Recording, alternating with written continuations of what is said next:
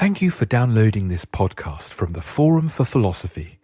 Subscribe for weekly discussions of science, culture, politics, and the arts from a philosophical perspective. The Forum is a non-profit organisation, and our events are free and open to all. You can support our work via our website and Facebook page.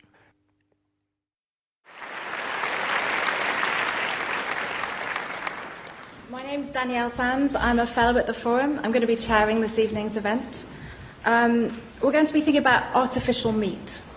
So artificial meat or lab-grown meat appears to offer us a future of meat without animal suffering and without environmental destruction. But is it technically and commercially viable? Is it as ethical as it seems?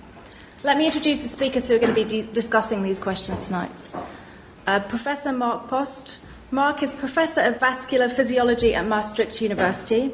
You may know him because he was involved in the production of the first lab-grown burger in 2013. Dr. Anat Pick. Anat is Reader in Film Studies at Queen Mary University of London. She's published extensively across animal studies. And last but not least, Dr. Adam Shriver. Adam is Research Fellow at the Oxford Uehiro Centre for Practical Ethics. His work examines the intersection of ethics and cognitive science, particularly in relation to human well-being and animal welfare. Now, Mark, perhaps you could kick things off by giving us a bit of information about how lab-grown meat is produced, whether it's going to be a commercially viable product or not. How close are we to that? Right. Well, first a little hi, you all. Nice to be here.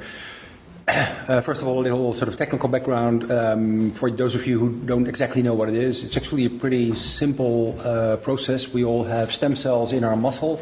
They are sitting there doing nothing, waiting to repair tissue when it's injured. And when it's injured, they start to proliferate and they start to form tissue again. And they can do that inside of the body, but they can also do that out of the body. So the procedure is relatively simple. We take a small sample from a cow, extract all the stem cells from that sample, usually a couple of hundred. Then we let them proliferate until we have trillions and trillions of cells so that you can make a lot of meat from that small piece. And then we use basically medical technology to tissue engineering to let those cells make tissue. There are relatively simple instructions, in fact so simple that some people have tried to do this at home, which can be done, but usually it gets infected, but that's another issue. And then after you have created like tens of thousands of these fibers, you basically have meat, minced meat that is. We're not as far yet to make sort of a ribeye or filet mignon, but the hamburger and all the processed meat, which is about 50% of the market, is within reach. When we presented that first hamburger in 2013, it was a quarter-pounder hamburger for the nice price of 250,000 euro. So that was obviously not a product and not a viable concept at that point, but it was merely to show that it can be done and that we actually should think about how we are going to produce meat in the future, because with livestock it's simply not sustainable in various ways. So since then, a lot of people, including ourselves, have been working on scaling this up, making it cheaper, finding all sort of the cost of goods in there, removing materials that we didn't want in there that were still in that original hamburger. And so a couple of, right now, as of 2 weeks ago, there are now 27 startups in the entire world doing this, either for chicken, for pork, for beef, or for fish. And they're all having a timeline of about 3 years for technical development and for regulatory approval, because in the EU this is going to be a novel food, so you have to prove that it is absolutely safe. And then 3 years from now, most people seem to think that it's then going to be marketed, initially as a relatively expensive and exclusive product. Think £9 for a hamburger, whatever the exchange rate by then may be. And so more for restaurants and for specialty stores than for Tesco. And most of us think that it takes another couple of years to get it down to the price of regular meat. So there are a couple of challenges still. The technical challenges, most of them have been solved. It needs to be scaled. We need to get regulatory approval in various areas, and the cost needs to come down to reasonable amounts. What's the kind of time frame? And we call it, by the way, cultured meat, not artificial meat, because there's really nothing artificial about it. Kind of. And what do you think the time frame for those things is? Initial entry into the market, I think 3 years from now. There's actually one company, sort of cowboys who, literally cowboys, who think that it can be done this year, but then you need to bypass all the regulatory procedures, which is kind of weird. But 3 years is reasonable, again, for a relatively small scale still and a relatively high price. But soon after that, it will get to reasonable prices, I think. Thank you. So you talked about it as a solution to existing problems, so problems with factory farming, problems with sustainability. I mean, Adam, maybe you'd like to jump in here, and is this the best solution to these kind of problems? Are there other solutions? Yeah, I think the sort of first important piece of background from an ethical perspective is basically that the current system of producing meat is really unsustainable. So if you look at population growth and the fact that countries historically have tended, as they get wealthier, to sort of eat more meat per capita, if you look at sort of the way that people currently eat meat, it basically completely would outstrip the capacity for the land and water, clean water, to sort of provide the resources that we need. So the current status quo is unsatisfactory and unsustainable, and there needs to be something done about it. So this is one option among many. I think there's a lot of other problems that kind of also need to be included in sort of thinking about the ethics background. And so, sorry, I'll get around to your question. But so one is that there's also a lot of information that's been coming out recently about the health problems of red meat in particular and processed meat, where the World Health Organization has said that processed meat is carcinogenic and that red meat is probably carcinogenic. So there are health concerns with the current way we're doing it.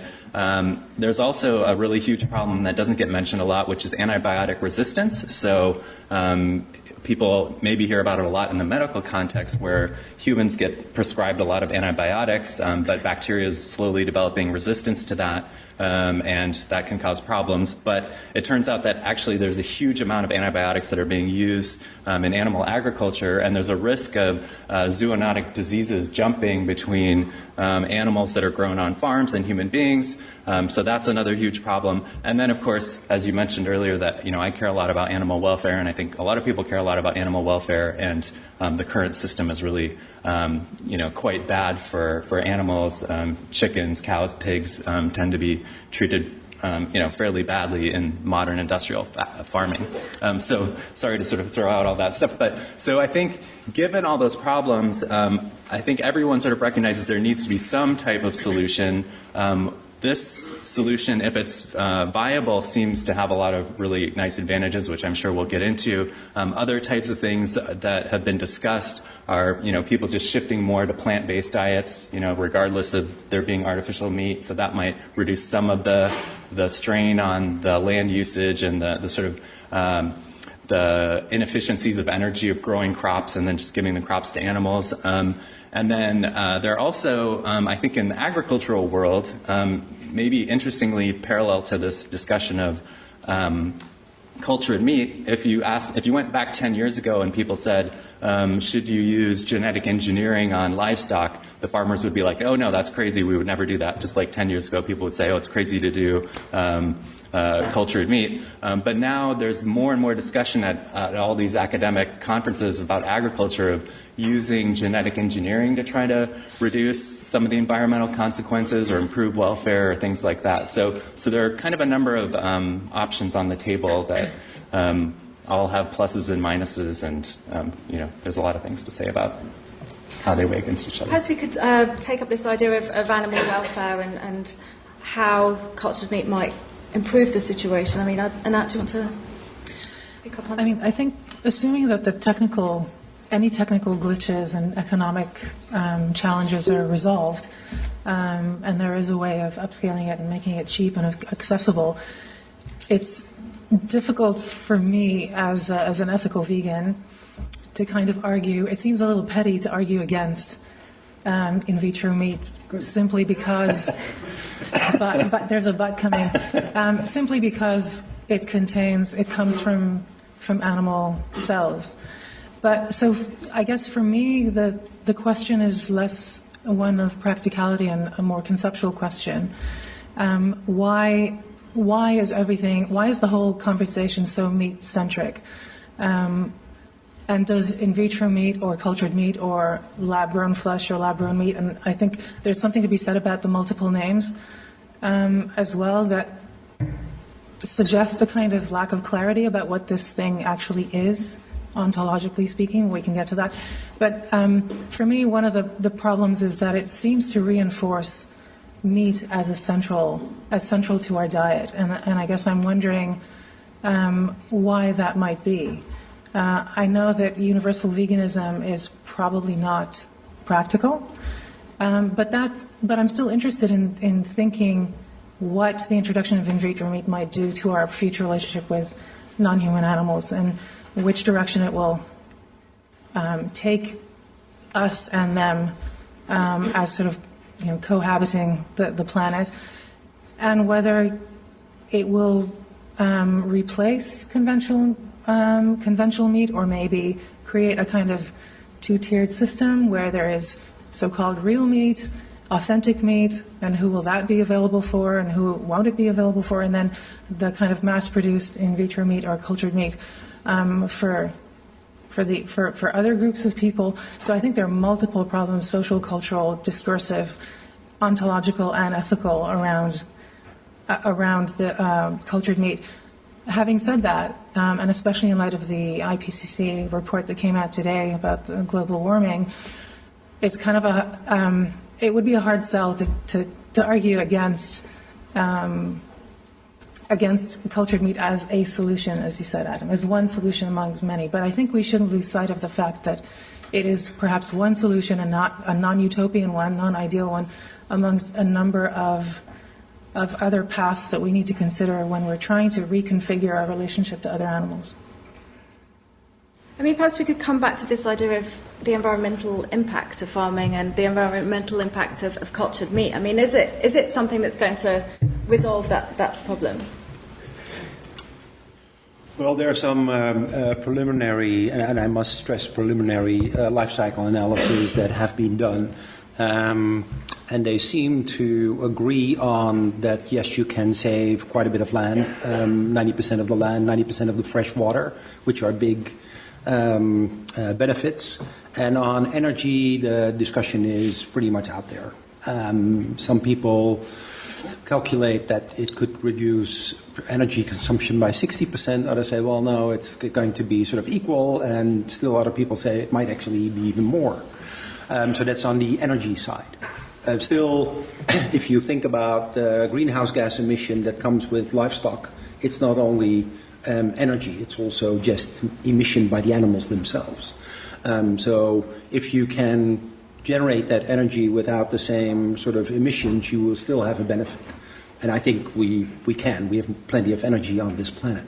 We just need to harvest it a little bit more smart. Yeah. And I think there are, I've heard other people mention sort of additional complications, which is that, so a lot of the greenhouse gases that come from cattle in particular is methane and from the usage of nitrogen in the fertilizer. And those have a sort of half-life, so they do contribute greatly to climate change, but they also so methane in the atmosphere might be there for 10 or 20 years and then come back down, as opposed to carbon emissions, which stay longer. So I've heard some people worry about the use of this technology if it's going to be very energy intensive, and if we don't make the changes that we should make anyways about shifting away from fossil fuels, then it could be sort of environmentally worse in in one possible regard. But I think, like Mark was saying, there are just so many different ways in which current system has environmental problems, whether it's the usage of clean water, which is a dwindling resource on the planet, land usage, those types of things. It seems like it would be a pretty clear benefit in that case. And what's the likely impact on farming? I mean, is this the end of livestock farming? Not entirely, but it's going to, in my mind, going to reduce appreciably, and I think it should be. Now, I think we always, not always, but often we discuss farmers in sort of a very condescending way.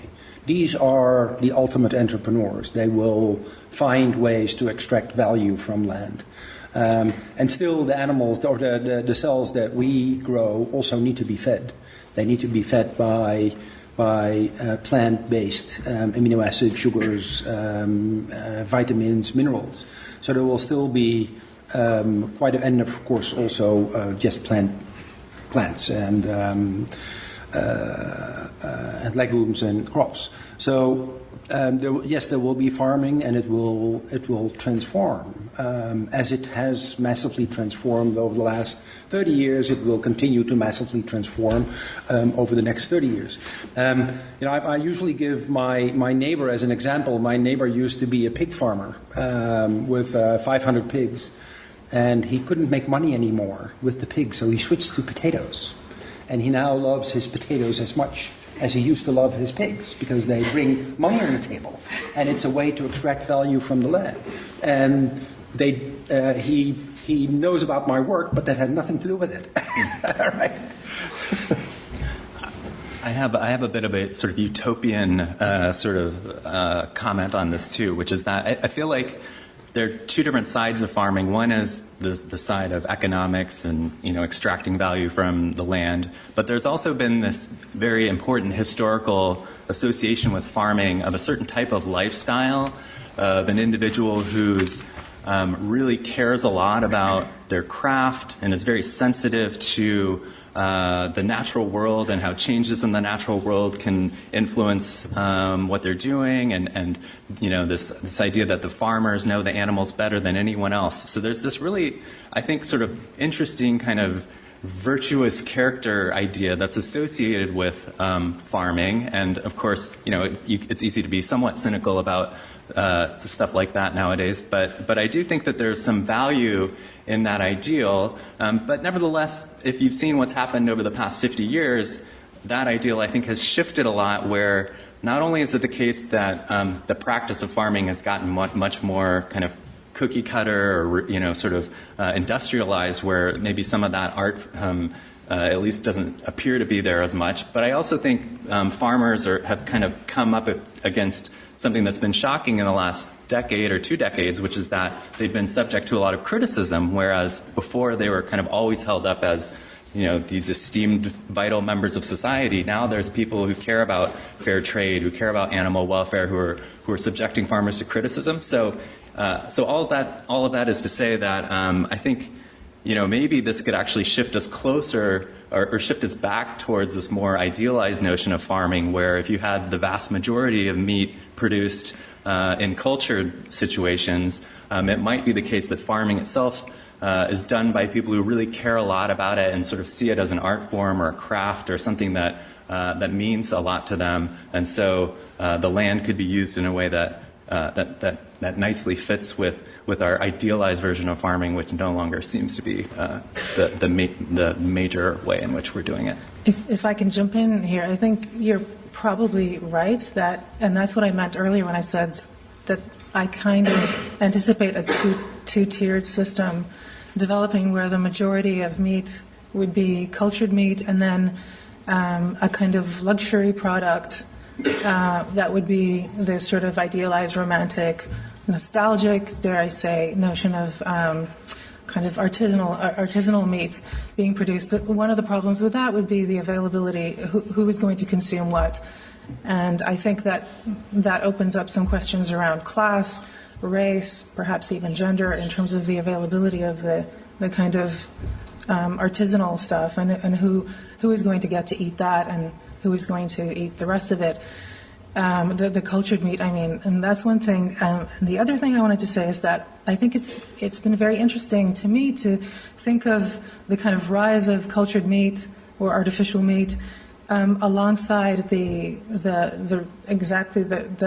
movement for so-called humane meat or happy meat or compassionate omnivores. There's multiple names for it, and in a way they sort of present a kind of dialectical a response to the same conundrum, which is industrialized farming, ultra-modern farming with all the challenges that it poses. And these are two seemingly opposite responses to the same question. So one would be to completely abstract the animal, almost to the point of removing the animal by using stem cells, which are kind of amorphous matter almost. The whole animal is absent. And then the other is this artisanal notion of nostalgic, bucolic understanding of farming, which acknowledges the animal, which has a personal encounter with the animal. And we've seen it in TV shows like, what was that TV show called? Raise It, Cook, Kill It, Cook, Eat It, Cook It. Do you know where people are encouraged to form? It is, yeah, it is. It's a local, but I mean, it exists across the board, where people are encouraged to know where their food comes from, and these two tendencies coexist at the moment. I don't know which one will. I think the one that you're describing is probably more economically viable in the long run, but it's conceptually interesting that these two things occur at the same time, and again, it's very confusing for me and perplexing, because on the one hand,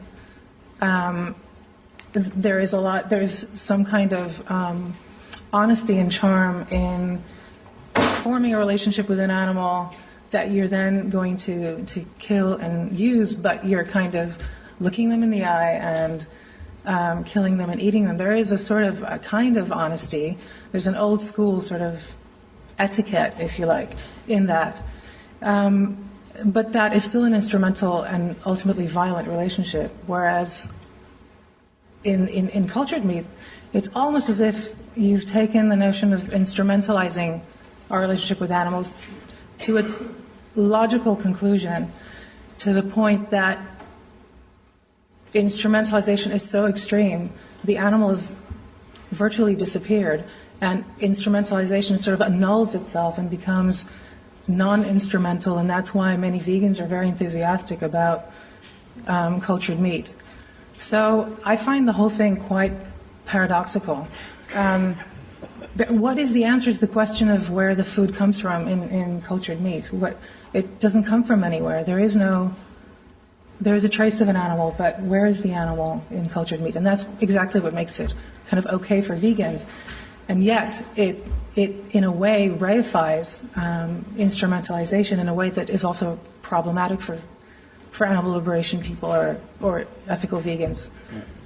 I think there are a couple of interesting points. First of all, I look at it at a global level. So globally, according to the FAO, meat consumption is going to increase, which is something that we have to deal with the next 35 years, supposedly. And that has to do with what Adam touched upon, that people in India and China and Africa become wealthier and they start to eat more meat. It's not what we are doing here in the UK or there on the continent. It's what is happening in parts of the world that are currently not sort of represented here.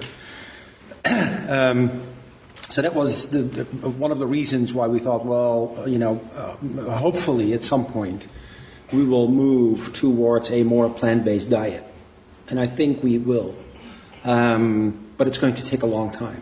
Who of you is vegetarian? Can we see hands? Wow. It's almost like I'm in Berlin. Who of you is vegan? Wow. Okay. We have I assume, a somewhat selected public here. All of the LSE is like that. Right. Excellent. Good show. I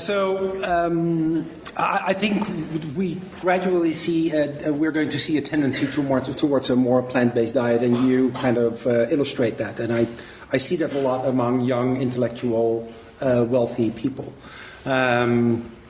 Again, that's somewhat selected, but you're the front runner, so that's fine. Having said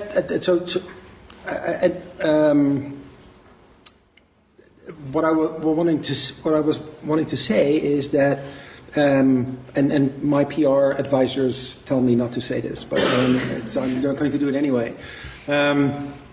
Is that in the end, I don't think artisanal meat and cultured meat can coexist, and because of the ethics. We will gradually, if we move away from the notion that we have to kill animals for our meat, that will be radical, and there's no way of going back. And then at some point you have two pieces of meat in the supermarket. For one, animal has been killed, and for the other not. And I don't think that can coexist for a very long time. I think we have seen a couple of examples where, based on animal welfare alone, consumption has massively changed. And one of the big examples in the EU has been caged eggs, where we essentially have a similar product, slightly more expensive, and it gradually has faded out caged eggs entirely from the market until the European Union, not known for its decisiveness, have decided to ban them from the market. And the other thing I want to say about it is that if you start to culture meat, and you already alluded to that, it becomes something else. It's no longer sort of the masculine, powerful, macho, hunter instinct type of tissue. It's generated without any risk in a factory or in a brewery or whatever you want to call it. So culturally it becomes something else. And it becomes actually more a plant than it is sort of still our notion of meat, although it's tissue-wise and sensory-wise essentially the same. It becomes culturally something else. So I think that this is also an intermediate product that actually may facilitate going gradually towards a more plant-based diet. But of course, that's not science. That's just what I think. But that's really interesting to kind of end up where you're thinking of cultured meat as a kind of plant. And I have, there's a wonderful article by a plant philosopher called Michael Marder, where he argues that it is precisely, it follows the growth pattern of a plant, primarily because it's made of stem cells, which are kind of, that are not destined to grow into a whole organism, highly differentiated, coherent whole animal. And so it follows the growth pattern of a plant more than an animal. And yet it is called cultured meat or lab-grown flesh. So there's a persistence of meat there, which I find, that's the confusing part for me. Because if we are moving, if this is part of a movement towards a plant-based diet, isn't it, however, sort of reinforcing the centrality of meat by being meat? Yeah, but it's it is also meat and it isn't meat. So yeah, but it still allows our perception of what meat is, or our understanding of what meat is, to change, as it already has changed. We are not. I mean, the few of you who still eat meat are not thinking about, wow, this has been hunted. So whenever I say, well, what if some of the attraction of meat is actually the fact that we have to kill animals for it, and that we sort of illustrate our supremacy over another species, most people are looking very sort of hazy at me and say, oh, where is that coming from? So that concept has already changed. And I'm not convinced by that. I mean, particularly in the kind of culture of nose-to-tail eating that we see in, lots of big US cities and here and across Europe, that there's a kind of fetishization of eating the organs or eating the face, which feels a bit like a return to the kind of sense of meat as a product of hunting and a kind of masculine logic, if you want to put it that way. Right, but now you have to look at the numbers. Sure. Who is buying meat at Tesco and who is doing mouth-to-tail eating of animals. It's tiny, massive. And the question is whether that will change or not. And I think not. Because it's actually very convenient to get your meat out of a plastic container at Tesco. I have no interest in Tesco, but just because I'm here, just a metaphor. Can I ask a follow-up question for Annette? I think it's a really interesting point that you raised about the sort of instrumentalization of the concept of animals, if in cultured meat. But I guess I'm sort of curious to hear more about. So one reason you might think it'd be bad to reinforce this idea of instrumentalizing animals is that it might have negative effects in other areas of society, right? We might keep animals in zoos because we have this notion of them as merely being here for human usage, or we might keep using them in invasive lab animal research. Mm-hmm. But are you saying that even if those types of consequences didn't result from it, there might be something wrong with it, or are you worried about the instrumentalization because it might lead to us treating animals negatively in other types of ways? I mean, I'm worried about instrumentalization as the primary mode of relationship between us and the world around us generally. As I said in the beginning, it kind of sounds slightly crazy and petty to argue against something that offers a mass reduction of harm and killing to animals on the basis of this conceptual quibble around the notion of instrumentalization. But it's something that bothers me. That is not to say that I don't support a shift towards cultured meat, but I guess I would be interested in seeing or thinking about it more holistically. How do we relate to animals in other walks of life? In the examples that you gave, for example. So, zoos, captivity, entertainment, medical research.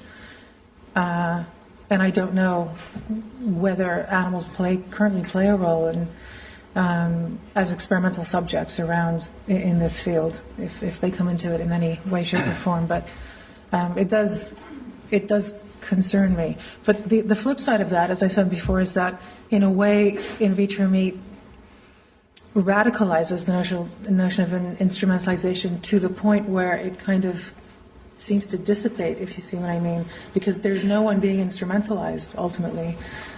Because the animal has disappeared, there is no one who is being instrumentalized. So we kind of, to think it to its logical extreme, you reduce life to bare functionality, to kind of abstract matter, and then you could argue that no one is being exploited or instrumentalized. But it's sort of a strange kind of sci-fi vision of what life is. But I suppose that the bottom line of what I'm saying is that I wonder what in vitro meat will do to our notion of what food is and what it means to be alive. What are we eating here?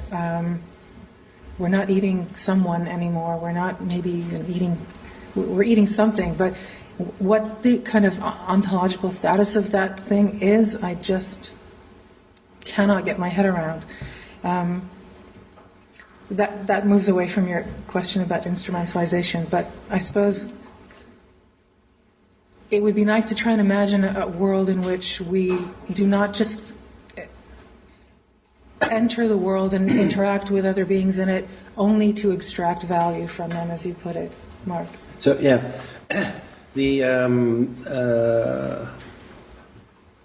So I'm tempted to ask this, and this is not it's just as a way of thought. What's the ontological status of a hot dog?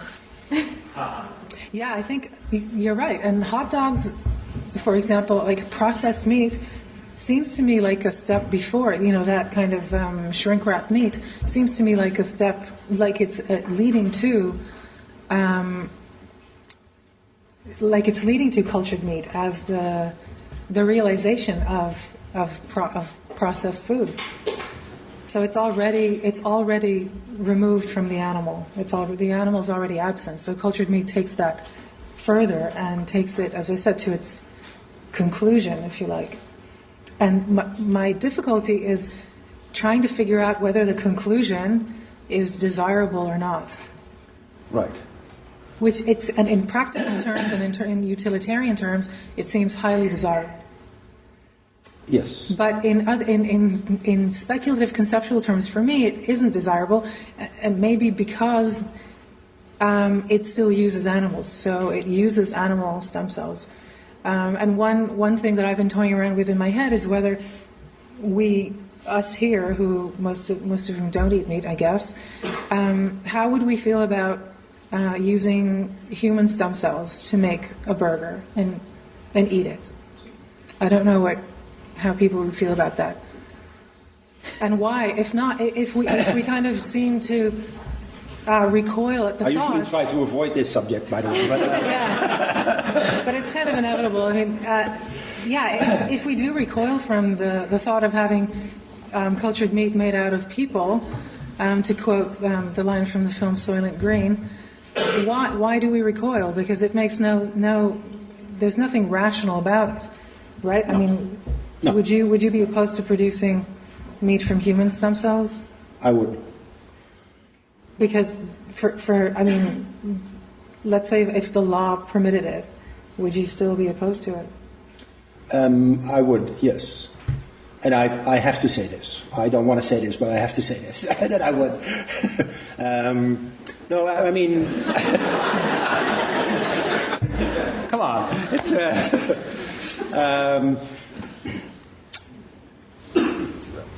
if I were to be truly scientific about this and sort of ignore the emotional aspects of cannibalism. And conceptual, though. Right, and try not to think about how the public would look at sort of the notion of this is cultured meat from people. I do realize that if I talk to 8 to 12-year-old kids, that's invariably what they come up with. Can I taste myself? Can I taste her? I really want to know what she tastes like. So kids at that age invariably come up with that idea. Adults rarely do. You are an exception. I'm a teenager at heart, yeah. Right, good. Good for you. And it's interesting because in a way, so it's basically a post-pubescent taboo that we have created. Because obviously eating people is not sustainable either, if you have to kill people for it. So, but if you don't, then why not? The reason why I say I would not is because I fear that there will be a tremendous emotional sort of backlash from the public, looking at cultured meat as this could come from other species or our own species. So while we're on this pleasant topic. It reminded me of an interesting article by talk about another topic by a philosopher named Bob Fisher. I don't know if you've read. It's called Facsimiles of Flesh, and he gives this example of a detective who captures a serial killer, and in the serial killer's home there's a lampshade made out of human skin, and then he asks us to imagine, well, what if this detective didn't want to actually make a lampshade out of human skin, but instead wanted to create a perfect replica of a lampshade made out of human skin? Wouldn't we find something disturbing about that desire on the behalf of the detective? Wouldn't there be something wrong with it that we need to account for? And he goes and uses that example to sort of make a similar argument about eating animal flesh. The idea of eating animal flesh, there might be something wrong with it. But I think one thing to note about these types of things is that, we have really strong intuitive reactions to certain types of ideas, and there's a lot of debate in philosophical ethics about, how strongly you privilege certain types of reactions versus if you have an ethical framework that you go by, and then you find some intuition conflicts with that ethical framework, should you try to revise your intuition, or should you try to revise your framework? And there's a lot of debate about that. But I think at the very least there's good reason to think that we shouldn't wholly trust our intuitions about weird cases like this, because if we trusted our intuitions, there might be taboos against things 50 years ago that nowadays are sort of perfectly accepted in mainstream society. So I'm not saying this is exactly like that, but I do think we need to be cautious about how our initial sort of disgust reaction to certain ideas, whether that's really telling us something morally important or whether it's just there's some other explanation of what's going on. But I mean, this seems to link to the idea of public perception more generally, and Anat, you were talking about we've got lots of different names for this thing, and it seems that we're trying to settle on one that's useful and palatable. And I mean, what is current public perception of cultured meat? Are people in favour of cultured meat? Is there still a kind of sense of disgust at the idea? Or? Both. There are now a large number of surveys, like 30 or so, across the world, basically questionnaires. So it's dry swimming, right? It doesn't tell you necessarily what people are doing when they're making choices in a supermarket. But it gives kind of the background of thinking of people. And if you ask the question, are you in favor of this technology, kind of a very neutral question, I guess, then somewhere between 25 and 50% of the people say yes. So they understand sort of the rational benefits of this. And we recently did a study where we went a little bit further. This was, by the way, in the south of the Netherlands, where the awareness of this technology is much stronger than anywhere else because it was basically born there. Again, 50% of the people say yes, and 90% of the people said they want to taste it, which was kind of interesting, even before they got any type of information. And then at the end of the study, we let them taste a piece of conventional hamburger and a piece that was labeled as cultured hamburger, although it was still the same hamburger. It's a psychological study. You can fool people in psychological studies as long as you disclose it afterwards. Because the real question behind this, I have to clarify this. So the question that we were asking in the study was, what type of information do we need to give people that will affect their acceptance? And marketeers have all sorts of ideas that people are only interested in personal benefits and not societal benefits and not in animal welfare and all those sort of things. And so in order to address that question, the two products had to be exactly the same. Otherwise, you have sort of different differences of those. That's why. And also because it was reasonably expensive to make it. And it was interesting that actually when people see it in front of them and it looks exactly the same and you have the anticipation that it tastes the same, everybody ate it. And actually they found it tasting better than the conventional one, which is kind of... We know that from sensory analysis studies that if you tell them something is really expensive and rare, it starts to taste a lot better. But that's about the extent that the studies have been done. This is kind of the most sort of invasive study, if you like. We are planning to do these studies in virtual supermarkets and let people basically choose from different products. But that's ongoing work. But I think the baseline is the other thing is that there are early adopters enough. At one point, I made a mistake of calling out in a newspaper for courageous people who wanted to taste this, and my email box basically exploded. So we have early adopters enough, but then the rest will gradually have to come. And I'm usually using the example of the hot dog because there's sort of an emotional response against something that is concocted in the lab, and they use that as a food. And a lot of that has to do with safety. Because I'm using the example of a hot dog and ask people, do you eat a hot dog? And they say yes. And do you know what's in it? I said, well, please don't tell me, because then I might not want to eat them anymore after that. So we are perfectly capable of eating stuff that we actually don't exactly know what it is or how it's being made, and is dissociated from any natural source of food that we can think of. But the reason why people eat hot dogs because they know it doesn't kill you immediately, right? So it's safe. And for a product like cultured meat, there is sort of that question out there: is this going to be safe? And apparently, people don't think we're going to kill them immediately because they want to taste it, but sort of in the long run.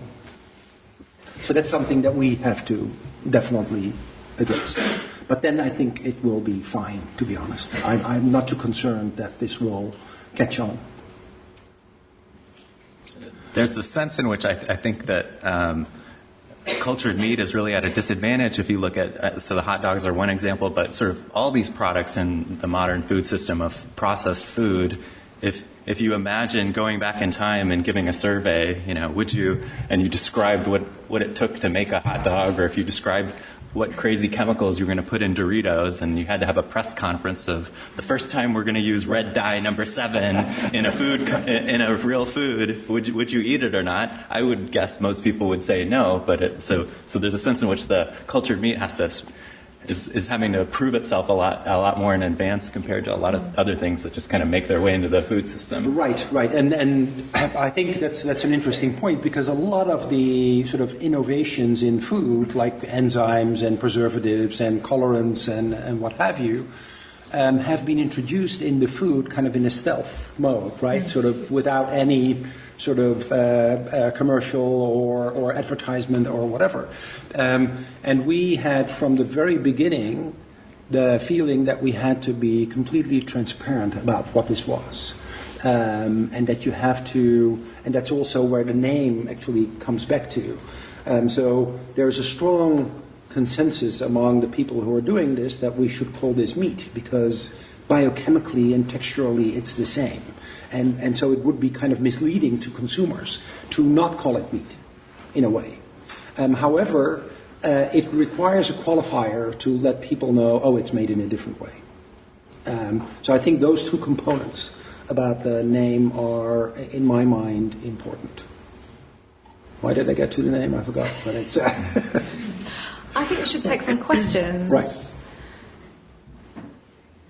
I think we'll take 2 or 3 consecutively, and then you can take your pick. Perhaps we'll start with this lady at the front. Hi. I'm a student here at LSE studying psychological and behavioral science for just this purpose, to try to see if we can change consumer habits around eating with respect particularly to climate change impacts. So I'm curious about how the dairy system is going to work with all of this, especially if, in the future we're really not going to have much in terms of livestock. Thank you. Let's take another question as well.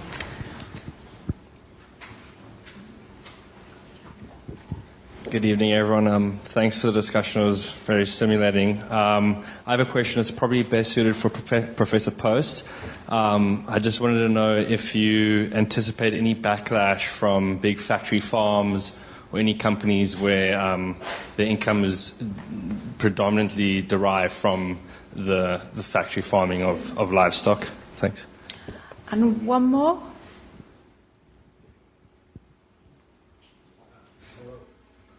My name is Leopold. I'm a management student here with a big interest in genomics. I have 2 questions. I hope that's okay. So you mentioned fish, beef, pork, and poultry, but those are just blueprints, aren't they? Are we really limited to them, or can we create a new sort of better, healthier meat? And as a follow-up, who stands to benefit most from cultured meat? Are the big genomics firms, or for example Oxford, who are developing a micropore sequencing on DNA, are they going to benefit from cultured meat? Thank you. Okay, so lots to choose from there. Question about dairy, question about backlash from factory farming, and then question on new sort of meat, and finally, who stands to benefit? Right, so dairy is, in some countries, like the country where I'm from, the Netherlands, meat is a byproduct of dairy. But that's kind of particular. Most countries that produce beef at large scale, Argentina, Brazil, Australia, India, they actually produce beef and not sort of as a byproduct of dairy. So it is a local kind of thing. Having said that, there are companies now making dairy components through recombinant technology, so using yeast or bacteria to produce lactoglobulin and casein and sort of the protein components of dairy. And of course, we have dairy substitutes like almond milk that shouldn't be called milk, but almond milk and soy milk and things like that.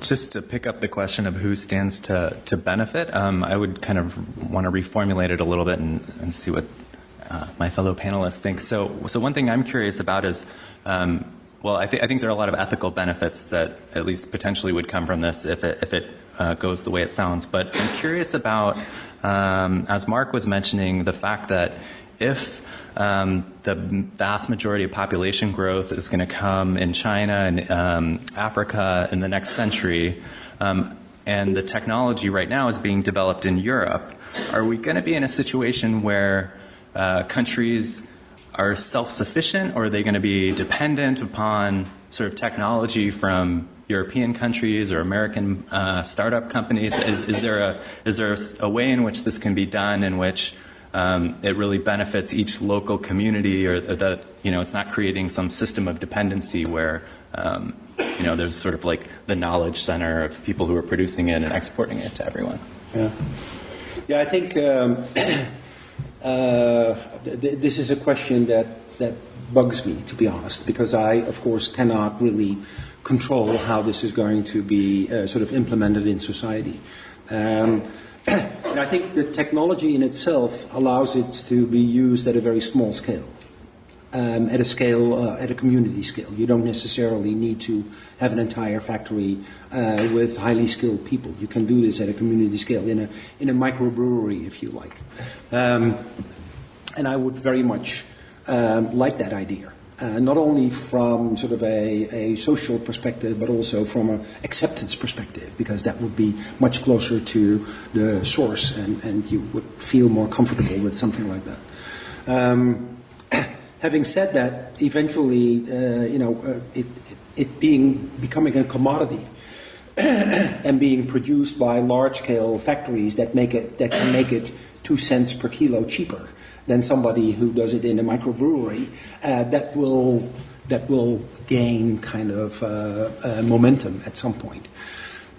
So some of this has to do with the intellectual property, and the intellectual property currently is pretty open, so everybody basically can do this. There are 2 patents, but they're about to expire pretty soon, so then everybody basically can do this with their own technology. The thing is that all the 27 companies that are now doing this are privately funded. Are funded by meat industry, by venture capitalists, also by animal welfare protagonists. So there are lots of different funding mechanisms, but they're all private. There's almost no public money going into this, which is a big shame, to be honest. And I'm trying my best to get companies in the EU to invest in this, but it has proven to be very, very difficult. And that means that you leave it to private capital, and then, our hands are tied in a way too. Yeah, just to add to that I think your question indicates that the technology, as often said, is kind of neutral in and of itself, and what needs to be thought and discussed is, the way in which it's produced must not replicate the same structures of power that are currently at work. And so whether or not that can be done, and that's definitely, I think, a huge challenge, but if we just move to in vitro meat, but reproduce the same structures of profit, distribution, and so forth, then you're going to end up in a situation where issues around food justice, environmental justice are they just pop up again in a different guise, and then we have achieved less than we might have done. So there needs to be some kind of a a social, political, ethical debate around how to implement this in a way that is not just safe in terms of health, but just and socially and politically just. The companies are currently all led by idealists, so that's the good news. But they're still small, and eventually some of them will be taken over, and then things are going to change. What's sort of an interesting, almost from the very beginning, initiative in Japan is basically, teaching kids how to do this at home. With Gatorade and with cells that you can sort of buy and using egg white as an infectious agent and all these. So I now get a lot of high school students who basically try to replicate the protocols that have been developed in Japan, and so you can support kind of that grassroots movement at this stage. We take some more questions?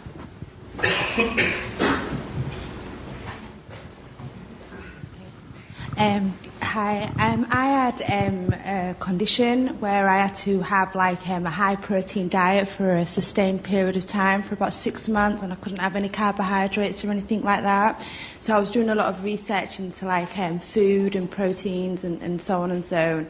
And I come to the establishment that grass-fed meat is the best form of meat, and also as well how you were speaking about methane gases in the atmosphere and so on and so. But if the cow is grass-fed, it produces less methane gases, so it's better for the environment, for instance. And your analysis about your food, it seems more commercially driven. You said that your food, you don't call it artificial food, you call it cultured food, for instance, to give it better branding. But there's also negative connotations that can potentially come with that, misleading people into buying things, for instance.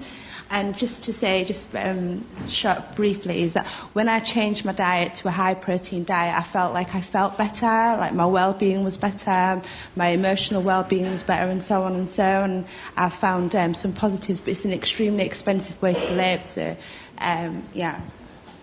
Thank you. I think there was another question up there.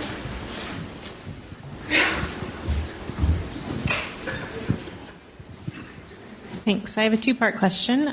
First, I was wondering, this is for Dr. Post, if you could comment on the inputs for the the cultured meat. So, what is in the culture medium, and is that indeed all vegetarian, or do you have animal inputs like BSA or something? And then, second, could you comment on the economics? So if the culture medium is indeed the most expensive component, which is my assumption, how do you see the cost coming down as the technology scales?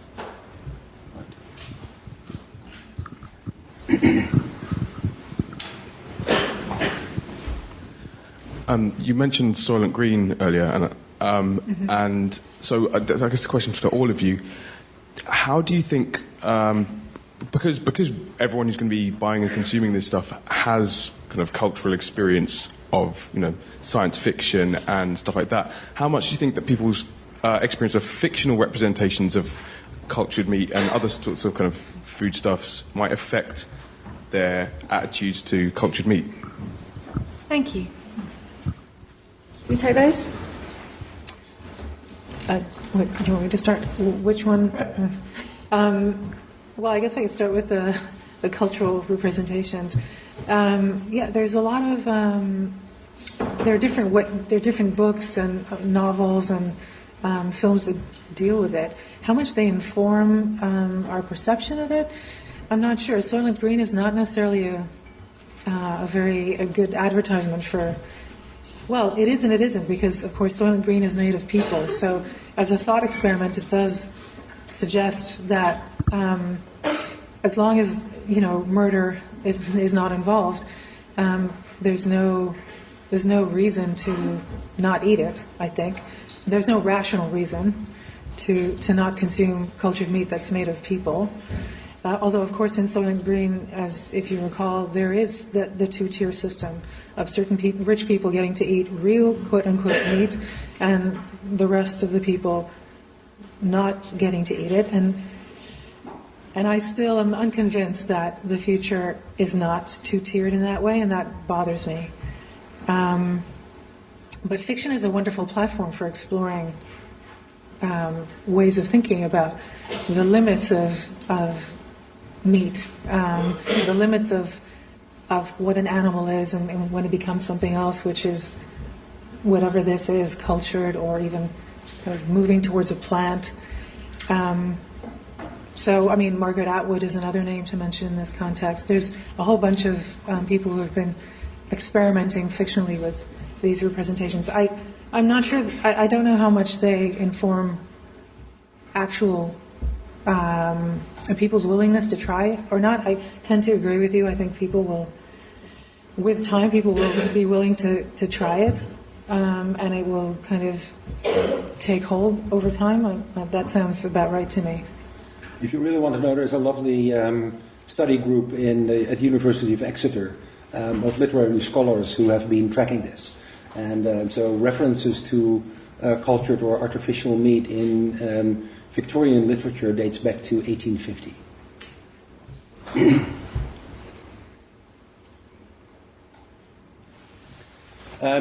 The cost of good, if I may. So the medium. So the medium is called the fluid with all the ingredients, the building blocks for the cells to grow, is entirely plant-based. So there's no longer usage of serum or any other animal proteins in there. There are a couple of recombinantly made proteins in there that we need to replace the serum, and they are made the way we currently make insulin. The cost of good is an interesting one because that actually relates to those growth factors, which are currently horribly expensive to make. And it's interesting, so for those who don't know, we use about 6 proteins in there, and each of these proteins costs about €1,000 for a milligram. And that contributes tremendously to the cost of the medium. And it's interesting because these proteins are recombinantly made, and very similar proteins in the food industry as enzymes cost about €4 per gram to make. So if you reach that, then all of a sudden those growth factors don't contribute to the cost of the medium anymore. If you take all the ingredients of medium, so medium costs about €10, €15 for half a liter. If you take all the ingredients and you mix it with water and you make it yourself, it's about 25 cents. So there is a tremendous markup in the value of these products once they get to the labs and to a very artificial market. And even further than that, so we have done, of course, a extensive cost of good analysis where it would actually end up to, and that ends up with recycling, where you can recoup 50% of all the ingredients. Ends up to about €2 per kilogram for the medium, which is 80% of the cost, approximately. But we're not there yet. It's going to take a while before we're there. And just to comment on the grass-fed beef question, so a group at Oxford had a nice review in Nature Climate Change in the last couple months that did a really good job summarizing all the health and environmental issues that come up in current meat production.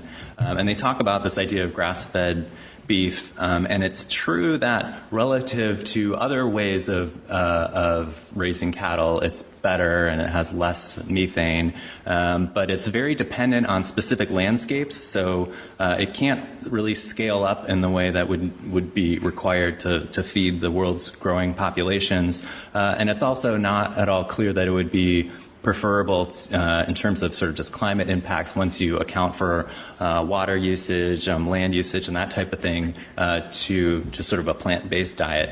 Or at least that's what that's their sort of summary of evidence. So I don't know if there's a way of posting the link on the podcast page or something, but I'd be happy to post a link to that article. So I think grass-fed beef is definitely better than a lot of other ways of raising beef, at least for the environment, but it's not clear that it's really preferable to a plant-based diet, I think. So. Thanks. But your health, that's putting aside the health issues, of course. If you need that, then. Let's take some more questions. Maybe some towards the back, I think.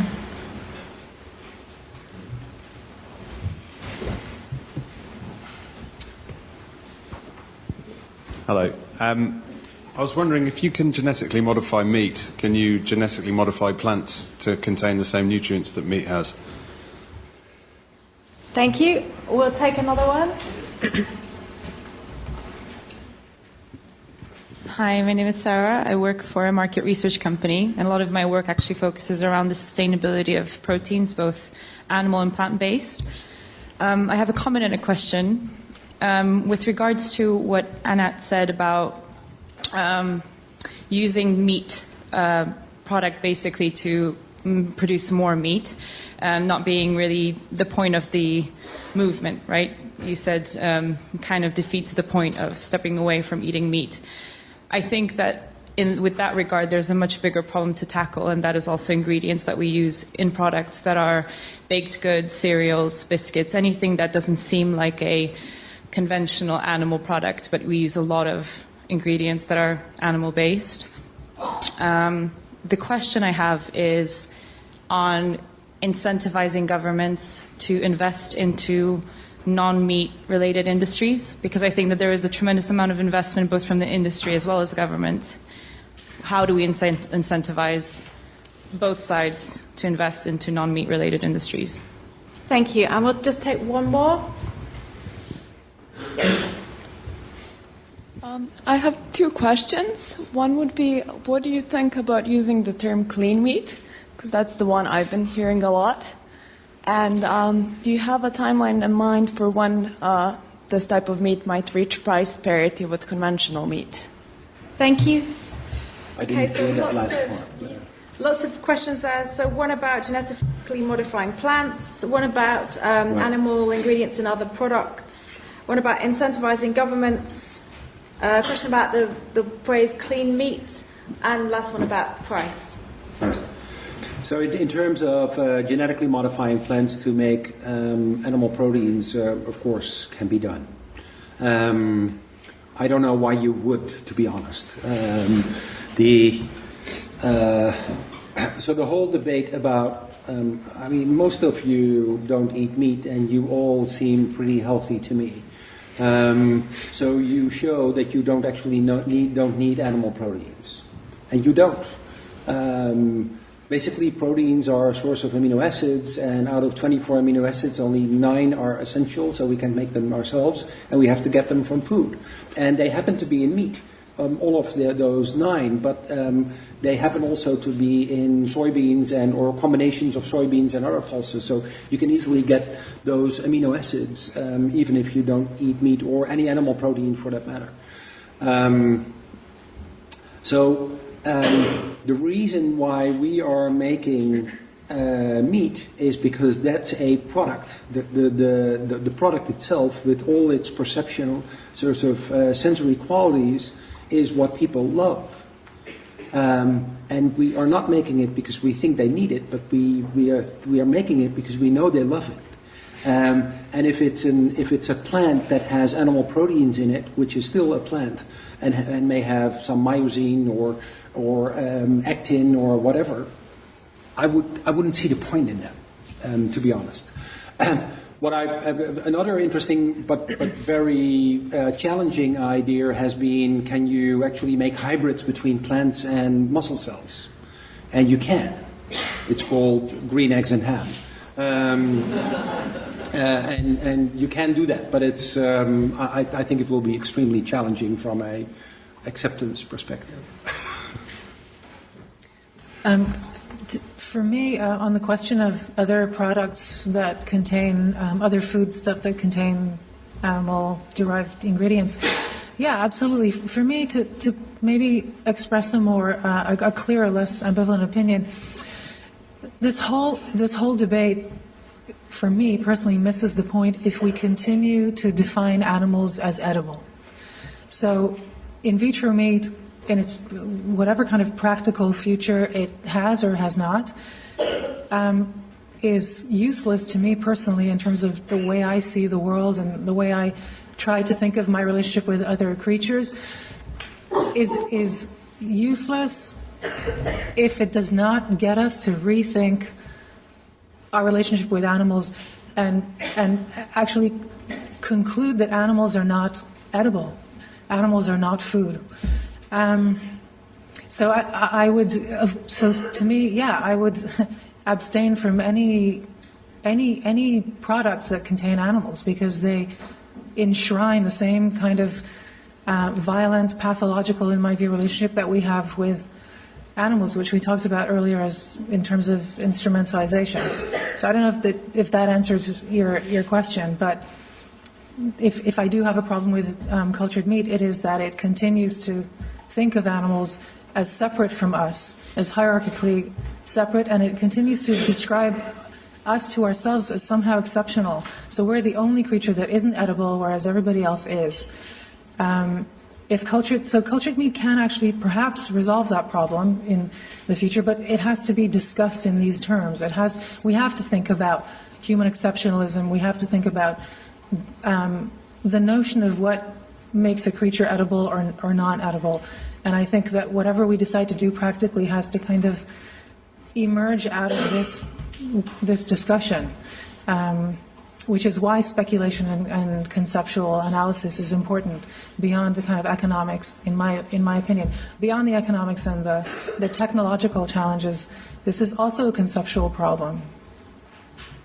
And I think this is implicit in what some of the things you've been saying, Annette, but just to sort of spell it out, at least for my own benefit. I mean, I think we can ask two different questions, which is one is, should people who are currently eating meat switch to eating cultured meat? And a different question would be, should people who are currently vegetarian or vegan support this movement or eat cultured meat as a way of showing its viability? And I really agree with a lot of what Annette is saying, where I think there's this separate strand of movement of resisting the idea that animals are just here for human usage, that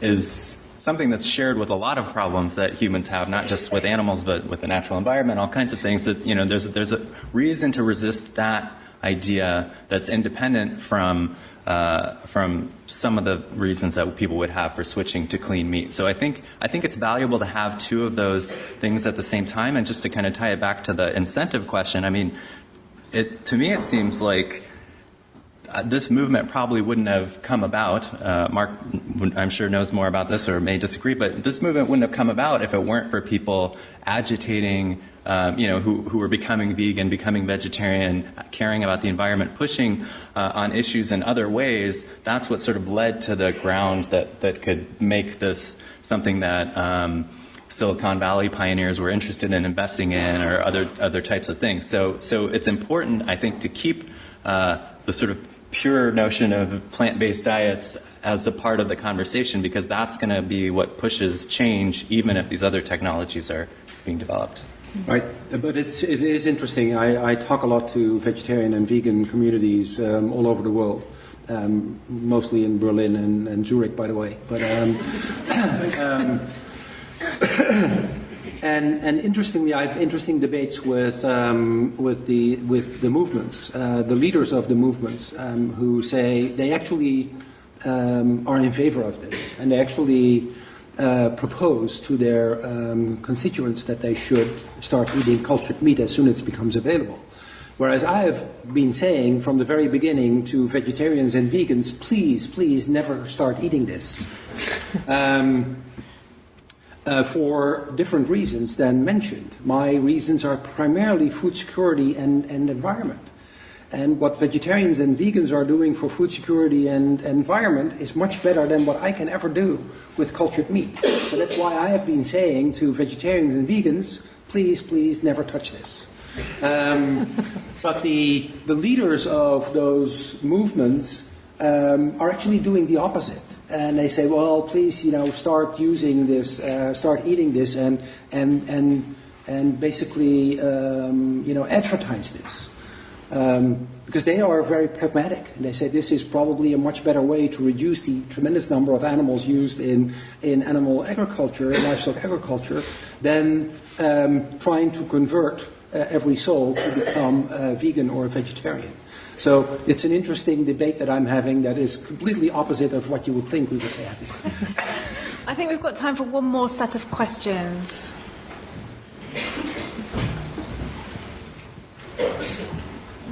There's a couple in the same row there that we'll take. Yeah. Is there more to be said about the health benefits of cultured meat as opposed to processed meat? I mean, is there evidence that they might be less carcinogenic if the culturing is done right, for example? And is there more to be said also about how states could accelerate this, given all the positive benefits to society, the environment and health? Should they be doing more than just maybe investing in some of these companies? Should they be changing public policy to make this path smoother? Thank you.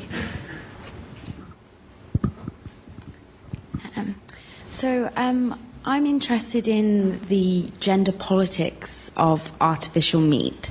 So it was constantly being harked back to this idea of meat eating as a masculine activity, and it recalled a text which by Robert Mackay in the Vegan Theory handbook, and he's recalls a personal experience of a family member offering him his vegan food, and he coins it lesbian food.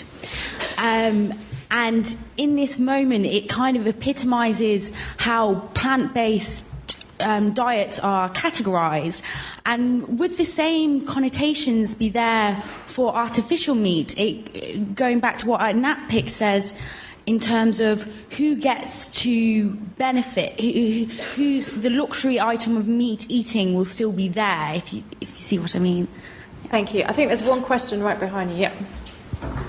Thank you very much. That was very interesting. So I also work with Sarah for a market research company and have written about lab meat a little bit. I guess my question is to Mark on the point that you made that artisanal meat and cultured meat cannot coexist. So does that mean you can get all types of meat with the cultured meat method? And if that's the case, we talk about cultured meat a lot, but what about the culture of cooking meat? So, for chefs cooking on the bone and barbecuing, what happens to that idea of cooking? Thank you. Okay, so 3 questions, one on the culture of meat, one on the gender politics, and one on the health benefits of cultured meat. So for the health benefits, so there are 2 risks, health risks with meat. It's colorectal cancer, increased risk for colorectal cancer, and it is cardiovascular disease. Cardiovascular disease is related to the saturated fatty acids. And we can make the fat tissue in this hamburger contain polyunsaturated fatty acids, omega-3 fatty acids, if you like. That's not a big deal. We need to figure out what it does with the taste, but it's something that can be done. The other part, the increased risk for colorectal cancer, that's why the World Health Organization advises not to eat more than 300 grams per week of red meat, has been attributed to heme iron in the meat. But that evidence is not very strong, to be honest. So the epidemiological evidence that eating a lot of meat increases the risk for colorectal cancer is strong, but not what the particular component is that drives that risk. And as long as we don't know how to fix it. If it's heme iron, we, by the way, accidentally have a way to fix it, because we can titrate the amount of heme iron that's in that meat. Which effectively would allow you to eat more meat without the same health problem. So it's kind of neither here nor there. But there can be changes made so that it's healthier. Yeah. And I think governments should support this. So I've been claiming that they should fund this, and of course they. One of the other things that they can do, that there are two other things. One, openly sort of support this, and the other thing is make sure that the meat lobby cannot sort of jeopardize the regulatory approval path.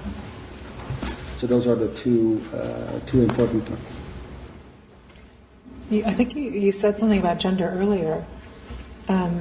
You described it as a kind of a more feeble or type of... Yeah, I call it the wimpy version of meat, yes. So, yeah, I guess to answer your question, I think that's going to come into marketing. I think that consideration of how to market meat, in vitro meat, or cultured meat, to the masses or whoever they are, there'll be several routes that an advertising campaign could take. Could appeal to the ethical eater or the environmentalist, but it will have to also address the issue of the macho eater who wants to see the blood coming out of the burger or whatever. So I don't know. I mean, I'm not. There's some marketers here. They can maybe help us out, but I'm sure that gender dynamics will come into it.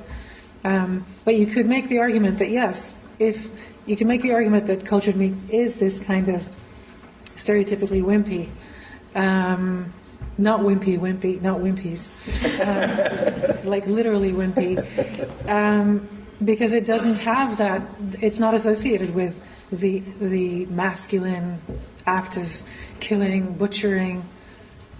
So there's an interesting rewriting of the gender dynamics there, but I wonder if the marketing will actually try to kind of compensate for that by portraying it in a more macho way. Who knows? Yeah, we will certainly not, but it's, yeah.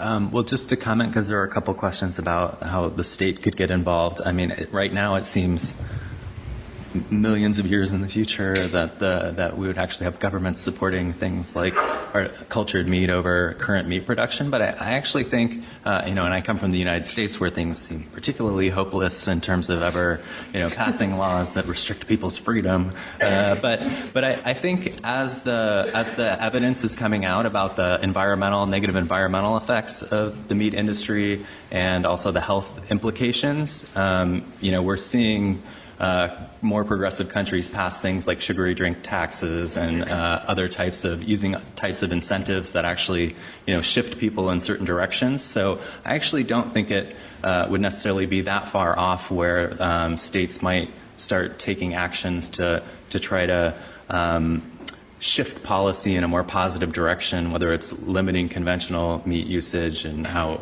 cultured meat would play into that is an interesting question. But I think there's at least some hope that countries might be open to that idea.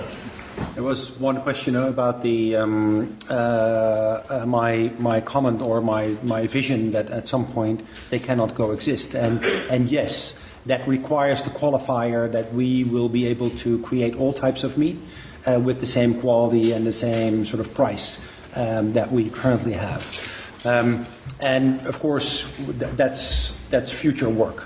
In principle, that can be done. We can make, in principle, ribeyes or T-bones. I wouldn't know why we would make bones, but it's